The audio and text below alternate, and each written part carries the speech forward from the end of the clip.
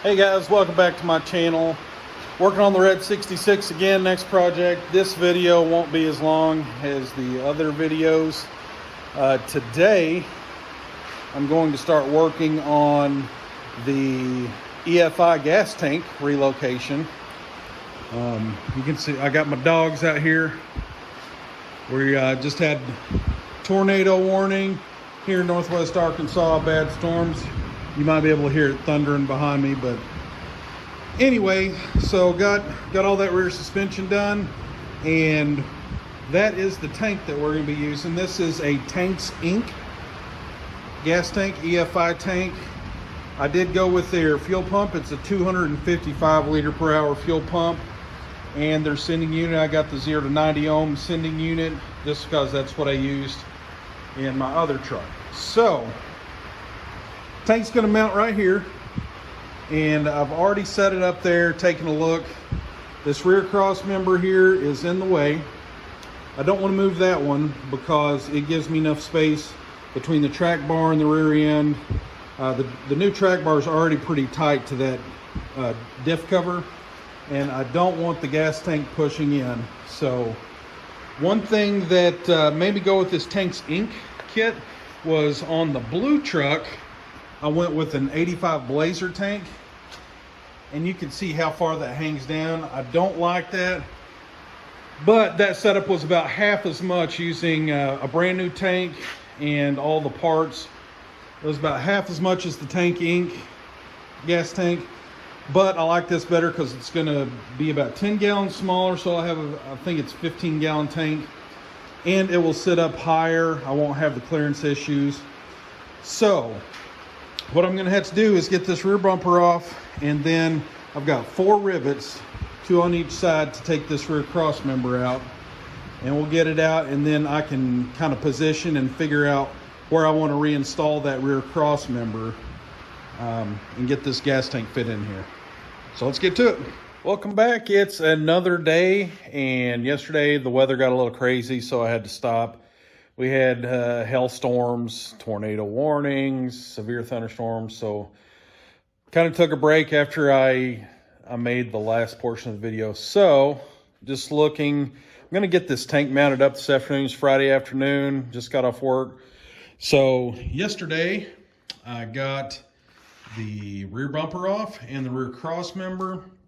Just looking at this tank, it can mount on top of the frame, it can sit inside the frame, which is how I have it sitting right now, or it can mount to the bottom of the frame. And I think what I'm going to do is get this gas tank in there, kind of position it where I want it, because you can see right here I've got it scooted back as far as I can right now, but I can get it a little bit closer to that cross support there if I mount it inside or to the bottom of the frame. And I think what I want to do is go ahead and mount it to the bottom of the frame, so that way if I ever need to drop the tank, I can do that without pulling the bed off. I mean, it looks like there's room to mount it on top of the frame, and that would be, right now, that would be the easiest option, because you can see the clearance between the frame and the top of the tank.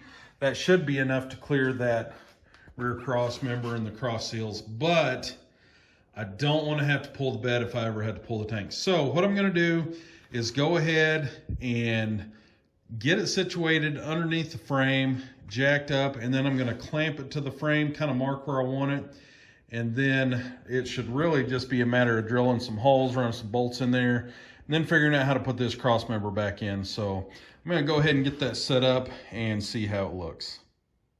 All right, so got the tank jacked up in there.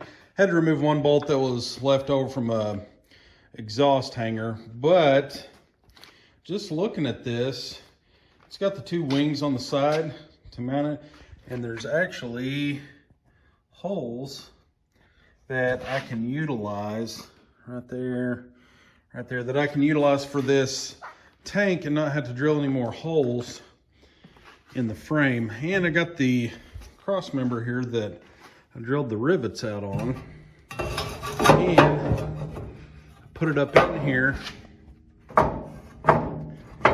And I'll do one-handed, but you can see the holes.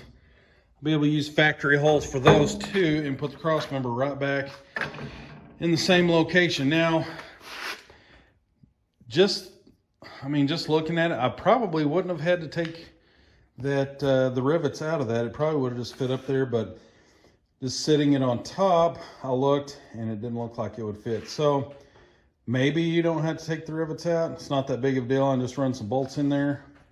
But this is going to be a lot easier than I expected. So now that I got that kind of lined up, I'm going to drop the tank back down, pop 4 holes in there, and then get it mounted up.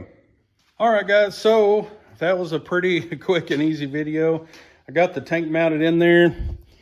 What I ended up doing was just what I said. I got that cross member back in there, drilled some holes in those wings. And one thing I did do is I went in, I ran the bolts in from the top side and then just tack welded the bolts in from the top, put the nuts and lock washer and stuff on the bottom side. That way, if I have to drop that tank later, those bolts will be captive there, so I will just have to take the nuts off. Anyway, that is it. I will say one thing I did have to do, since obviously I'm doing a LS swap, which that video will be coming up very shortly. The fittings for the fuel pump, those are 6 AN fittings, and I just ordered those off Amazon. I will put a link to those. I try to put a link to all the parts I use in the description, so you can kind of get an idea of what I did. Also, when I set up that fuel pump, I labeled the return and the send. So I will have to make custom fuel lines to go from that to the fuel rails on the LS. Like I said, the sending unit is a reed sending unit. So it's kind of like a tube, and then it's got a reed that slides up and down on that tube instead of a float like the old school sending units. So one last thing I did want to show is when I ordered this on Summit Racing. I ordered all the parts.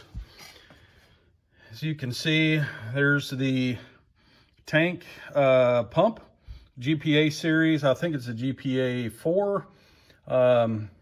So it's a 255 liter per hour pump, which is required for the LS. And then that's the tank, and that is the sending unit. So all that with shipping and everything was $614. Now you go over here to Tanks Inc. If you order it off their website with shipping, it's $677. So what you can do to save a little money, $63, just go on Summit Racing and order all those same parts instead of going to Tanks Inc. Same parts, same company, just save a little money. So I think I've about got this wrapped up. I will still have to do the wiring. Super easy wiring for the LS swap with that BP automotive harness. It's just, you can see on the pump, it's got 2 wires, got a hot wire and a ground wire. The ground wire, I will run right to that cross member, ground it out. I might extend it a little bit in case I do have to drop the tank. I will have a little bit of wire to work with there.